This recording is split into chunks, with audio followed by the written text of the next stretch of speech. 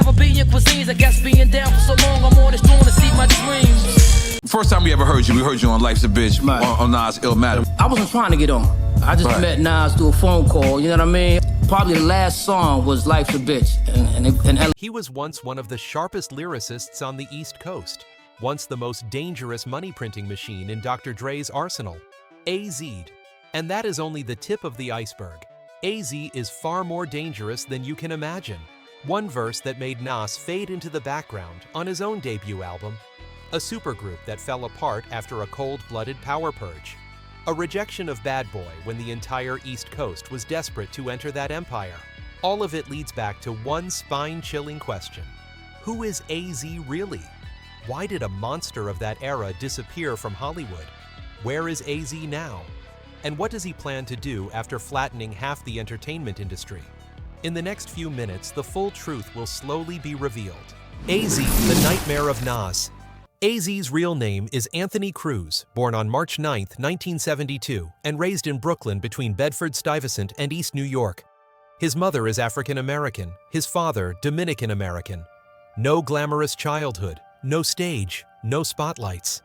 AZ started writing rap at age 12 as a form of self-defense through language. He attended Eli Whitney High School with Jay-Z before the school shut down in the late 1980s. From that point on, AZ was already walking a very different path. No noise, no flexing, but extremely dangerous when sharing a mic. In the early 1990s, AZ met Nas, a young rapper from Queens. The two quickly grew close and began collaborating. And from that relationship, everything started to veer in a direction no one expected. In 1994, AZ appeared on the song Life's a Bitch from Nas's debut album Illmatic. What makes this remarkable is that this was the first verse AZ had ever recorded in his career. No previous album, no lead single, just one single verse. But that verse became one of the most talked about moments on Illmatic. Many people even said it outright. AZ outshined Nas on Nas's own album. Fans did not hesitate to say it. On Reddit, someone wrote that AZ killed it, and that verse quickly became one of their favorite guest verses of all time. Others were even more blunt. Nas may own the greatest hip-hop album in history, but AZ had the best verse on that very album. Professional critics did not deny it either. When comparing multiple collaborations between Nas and AZ, they admitted that AZ's verses were often the parts that stayed longest in listeners' memories. From that moment, AZ stepped into the light. He signed with EMI and released his debut album Do or Die in 1995. The album was critically acclaimed. The single Sugar Hill reached number 25 on the Billboard Hot 100 and was certified gold. About. Come once ranked AZ as the most underrated rapper of all time, placing him on their list of the 50 greatest MCs and calling him one of the most overlooked lyricists in hip-hop history. But many listeners still wonder why AZ never became a household name like Nas. The first reason AZ did not explode as a crossover artist or a mainstream fixture, in my view, was the major machine behind him. At the exact moment he needed strong marketing and promotion, his label EMI shut down.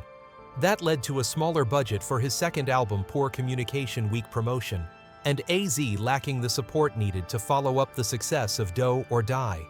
The second reason was the constant comparison to Nas and to the Firm album. AZ was continuously placed next to Nas and expected to succeed using the same blueprint. At the time, it felt like there was only room for one. religion. Nas's charisma, I have no religion, believe in a higher power. Nas had a more youthful image, a more accessible delivery, and greater versatility when it came to making hits. But that does not mean AZ was out of the game. He was the monster who knocked Cormega out of Dr. Dre's billion-dollar bet. The Firm. The Cold Purge. To understand why the phrase AZ helped Dr. Dre push Cormega out has haunted discussions for years, you have to see The Firm for what it truly was. The Firm was not born as a group that grew together organically. It was a super project assembled with the precision of a power machine. At the center was Nas, the symbol of the East Coast. The most important artistic partner was AZ, bringing technique stability and elite mic presence. Foxy Brown represented market appeal. And Cormega was the original choice for the final piece, All of it operated under the Aftermath and Interscope umbrella with Dr. Dre as the ultimate power figure behind the scenes. In the mid-1990s, this project was seen as the future money-printing machine of hip-hop. Simply being attached to Dr. Dre practically guaranteed hundreds of thousands of copies sold in the first week major tours endorsement deals, and most importantly, status. This was not just about making an album. This was a ticket into a protected class Although where not careers could be explicitly said, insulated you can for also years. feel how close. Anyone who stayed in the firm did not just have hits, they had position. And because of that, everyone wanted to stay. It was within this context that Cormega was removed from the lineup before the album was officially recorded. The stated reasons sounded familiar to anyone who understood the industry. Artistic differences, contract disputes, particularly involving Steve Stout Nas's manager at the time. Put plainly, Cormega did not agree with the new direction of the firm. And the firm, as a machine moving at high speed, could not wait for someone who was not moving in sync. Many people asked whether Dr. Dre personally fired Cormega. There is no evidence that Dre sat down and issued a direct order. But in projects worth tens of millions of dollars, power does not operate through blunt statements. Dr. Dre stood behind the Aftermath system, where decisions were executed with cold efficiency. When an artist no longer fit the structure of the project, the system adjusted itself. No one said you're out. They simply said, we're going in a different direction. And that was enough. So where did AZ help? This is the key point that tied his name to the story. AZ did not object. He did not speak up in defense. He did not make noise. He did not publicly question anything. He kept recording and maintained his core role within the firm. In power purges like this, silence is the strongest form of consent.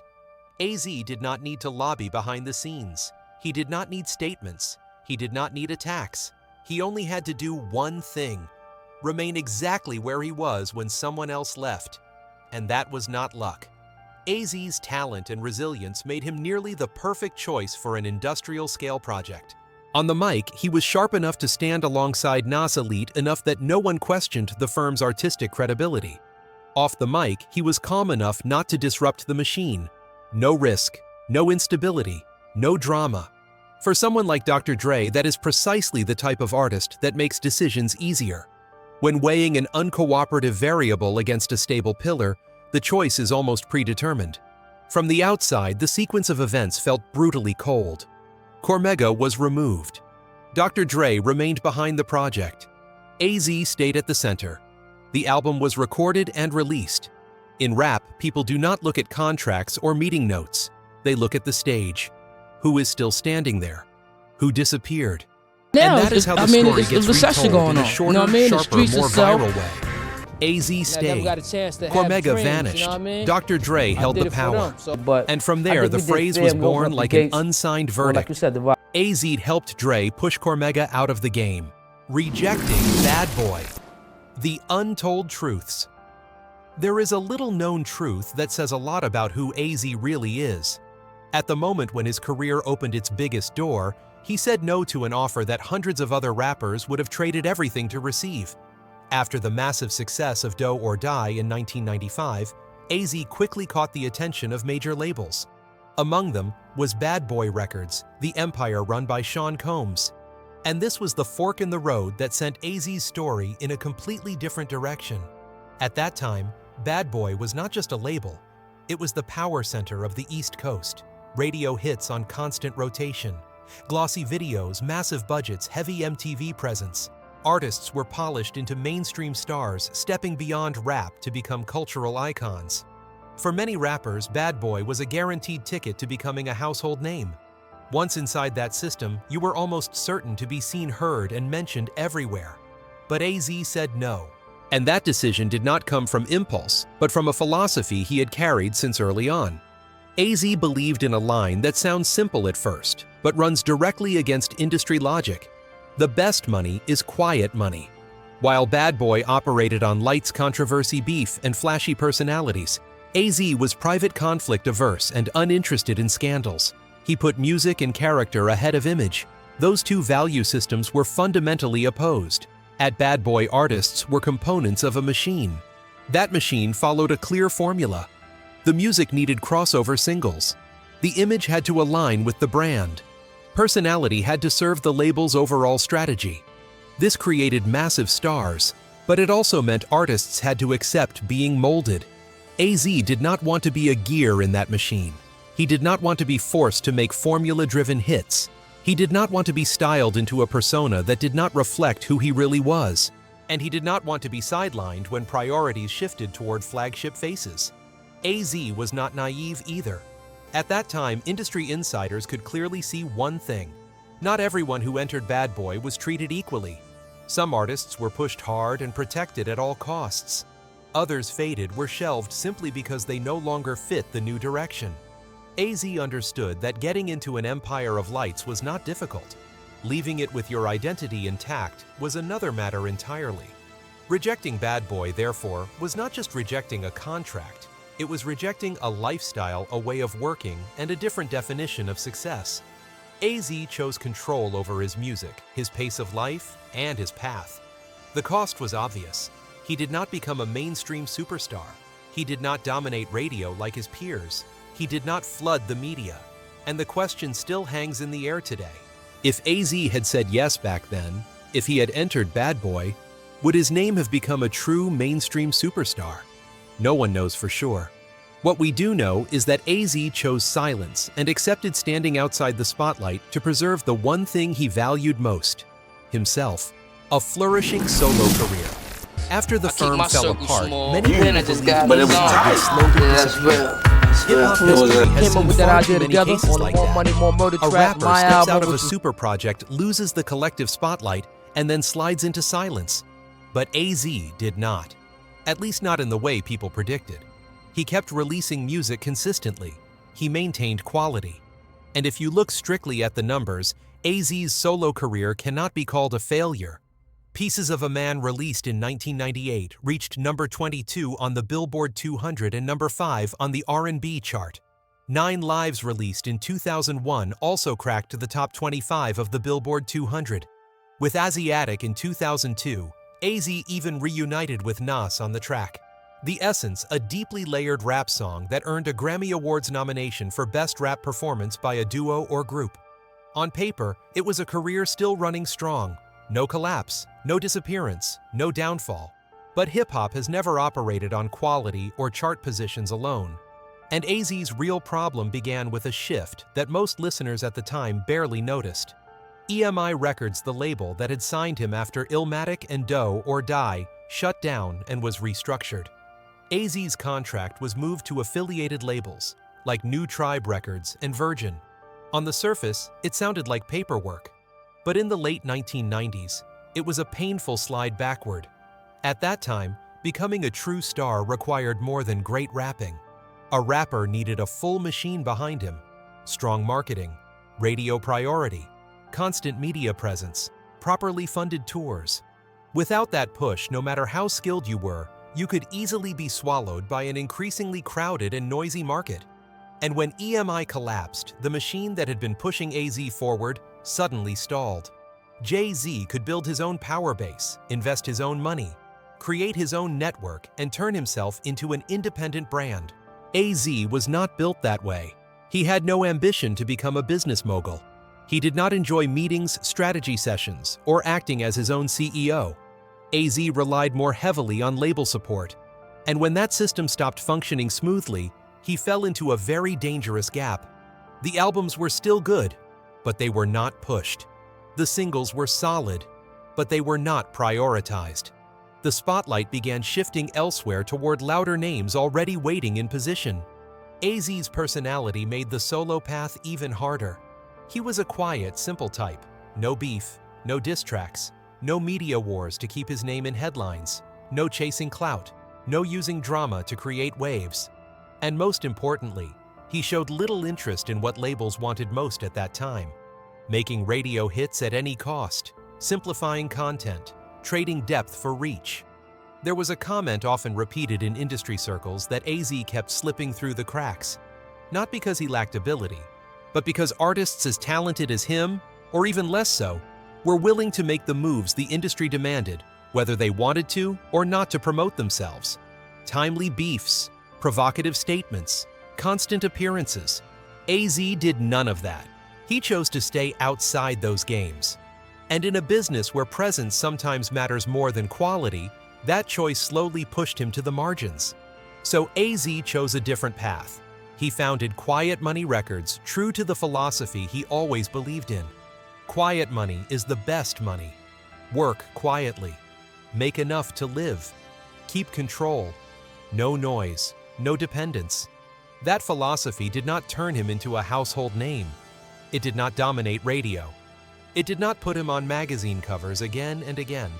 But it allowed him to exist without trading away his identity, without bending to formulas, without becoming a different version of himself just to fit demand. From the outside, many people ask, so did AZ's solo career really flourish? The answer is yes and no. It flourished artistically in consistency, in respect, within the culture. But it did not flourish by the industry's definition. No explosion, no domination, no takeover of mainstream culture. AZ did not lose because he lacked talent. He lost because the rules of the game changed, and he refused to change with them. The most painful part is not that AZ failed. It is that he succeeded in a way so quiet it was easy to overlook. In hip-hop history, some lose because they are weak. Some win because they are great. And then, there are people like AZ, great enough to stand at the top, but silent enough for history to pass them by. And the question still hangs there, not just for AZ, but for the culture itself.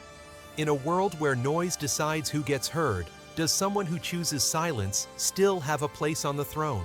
Losing the crown. Where did Az go? There was a time when the name AZ was spoken as a true top-tier contender on the East Coast. Not vague potential, but someone who stood mic to mic with Nas, someone who sparked debates across the community about who really had the best verse on Illmatic. At that moment, if you asked a serious hip-hop head who belonged among the elite, AZ was always on the list. But over the years, his name slowly faded from current debates, appearing mostly in nostalgic conversations. And the question began to echo unspoken, but widely felt. Where did AZ go? The most important thing to make clear is this. AZ did not flop. He did not disappear due to a lack of talent. He did not collapse because of artistic failure. If you look purely at the music, AZ's albums after The Firm maintained quality, received positive critical reception, and contained songs deep enough to endure over time. The problem was not the mic. The problem was everything around the mic. After the late 1990s, the label system went through major upheaval. The companies once backing AZ no longer operated the same way. EMI shut down contracts. Were shifted, priorities were reshuffled. In the music industry, that translates to one very specific reality.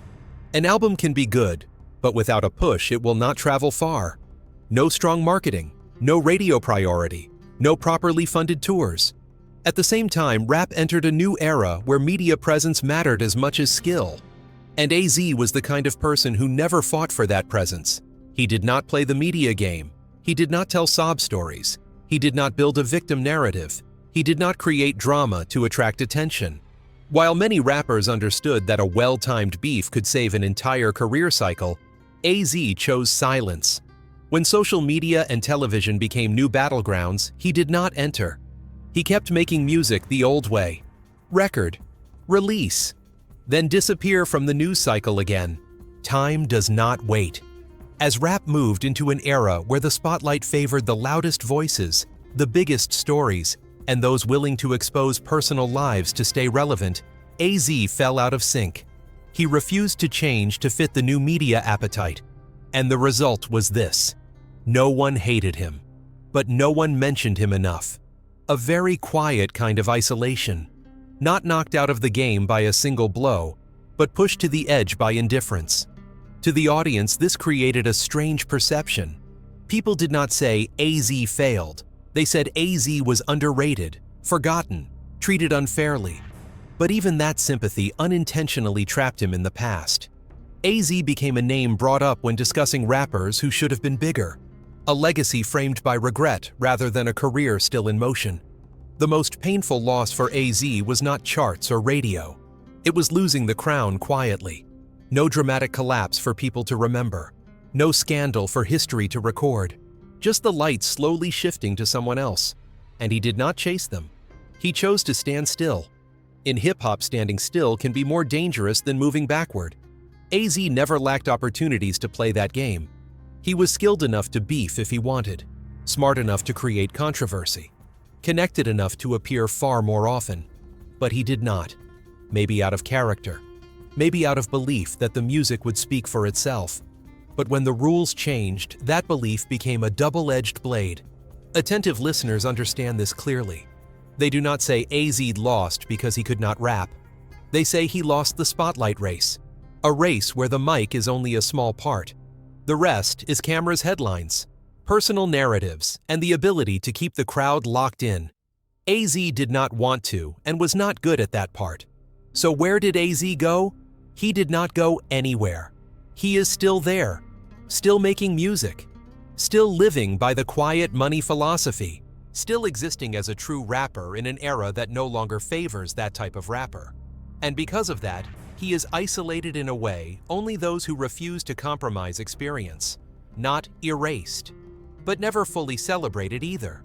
The final question then becomes much bigger than AZ. In hip-hop, who really decides the throne?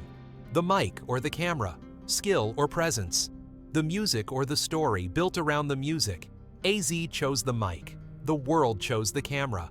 And at that intersection, a top-tier contender slipped from the throne, not because he was lacking, but because he refused to play a different game. Is AZ a killer, a destroyer, or a victim of his own silence? When the story closes, the name AZ is still surrounded by 3 accusations that sound both heavy and contradictory. Murdered Nas, destroyed a supergroup, removed himself from the throne. These labels did not come from a courtroom. There is no paper trail, no official ruling, yet they cling stubbornly to the memory of the hip-hop community. And what makes it unsettling is that at a surface level, all 3 seem partly true. Murdered Nas is the accusation that appeared the very moment AZ stepped into the light. An unknown rapper, no album, no promotional campaign suddenly appears on Illmatic and delivers a verse that makes listeners pause, rewind, and compare. No one says Nas rapped badly, but many say AZ rapped too well.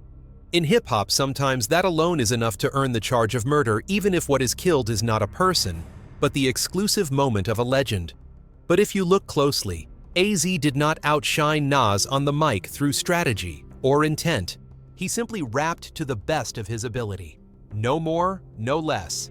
And if one great verse can eclipse the album's owner, the real question is not whether AZ is guilty, but why hip-hop treats excellence itself as an act of heresy. Destroying a supergroup is the second accusation, colder and heavier. The firm was built as a power machine with each member as a component. When that machine broke down, the audience needed a name to blame. AZ was there. Cormega was gone. Dr.Dre held power behind the scenes, and AZ was the one still standing on stage. In a world that does not read contracts or study backstage dynamics, that image alone is enough to form a verdict. But the truth is far more complex. The firm did not collapse because AZ acted. It collapsed because it was designed as an industrial project, not a bond built for the long term. AZ did not destroy it, he simply survived. And in rap, survival is sometimes treated as a crime, especially when others have fallen along the way. The third accusation may be the most bitter of all. Removing himself from the throne. No one pushed AZ down, no one publicly blacklisted him. Yet over time, he slowly drifted away from the center of the narrative. Not because his music declined, but because he refused to move in the direction the industry demanded. No media games, no sob stories, no drama creation, no shouting to claim the spotlight. In an era where presence sometimes matters more than skill, AZ chose silence. And that silence, slow but steady, pushed him away from a throne many believed he deserved. So what do these 3 accusations have in common? They all assume that AZ did something wrong, that he must be held responsible for what happened. But if you confront the facts directly, AZ was never defeated on the mic. There is no moment anyone can point to and say he rapped worse, lost his edge, or betrayed his identity. What defeated AZ was not a specific opponent. It was the system, the timing, and his own choice to remain silent. The hip-hop system of the late 1990s and early 2000s changed rapidly. It shifted from celebrating skill to celebrating image narrative and media impact. Timing did not favor AZ. Label upheavals. The collapse of support structures and the rise of new models pushed artists who did not adapt quickly to the margins. And above all, AZ chose silence. Not because he did not know how to play the game, but because he did not want to play it. Some will call that pride, others will call it naivety. But some understand that for AZ, silence was the only way to avoid being bent out of shape. He believed music would speak for itself. That quality would eventually find its place. That belief is not morally wrong. But in an industry driven by lights and headlines, it became a high-risk choice. So in the end, who is AZ? A killer on the mic, a destroyer of a supergroup, or a man who stepped away from the throne on his own? Perhaps AZ is not fully any of those things. He is an artist too good to ignore, yet too quiet to be properly celebrated. He was not erased from history through violence, but through slow indifference. A kind of loss, without a climax, without a clear tragedy, only the gradual dimming of the lights. And that is why the biggest question is not just about AZ, but about hip-hop itself. If AZ had been louder, more polished, better at playing the game, would history speak his name differently? Or is that very silence what makes him another kind of symbol? A quiet standard for those who believe rap is not only a race for the spotlight, but also about how someone chooses to stand firm in the storm. Perhaps AZ's story makes people uncomfortable in a very specific way. Not because the tragedy is too large, not because the fall is too brutal, but because it feels familiar. Someone talented enough to stand at the top, yet choosing silence in a world that only listens to those who shout. AZ is not a model of failure, but he is also not a model of success by the industry standards. And that is precisely what gives his story a difficult but deeply human truth. We are often taught that if you are talented enough, the world will find you. AZ's journey suggests the opposite. Talent without exposure is easily forgotten. No one denies that AZ can rap. No one denies his technique, his mind, his identity. But in a system powered by lights, headlines, drama, and constant presence, choosing silence means choosing to step out of the race. No one pushes you out. No one shuts the door on you. You simply stop being called. Now it is your turn. What do you think about AZ's story? Is he a talent overlooked by the system, or someone who chose to stand outside the game? If you were in AZ's position, would you choose silence to preserve your identity, or step into the spotlight for recognition? Share your thoughts in the comments. There is no right or wrong answer here. Only different perspectives, and those perspectives are what keep this story alive.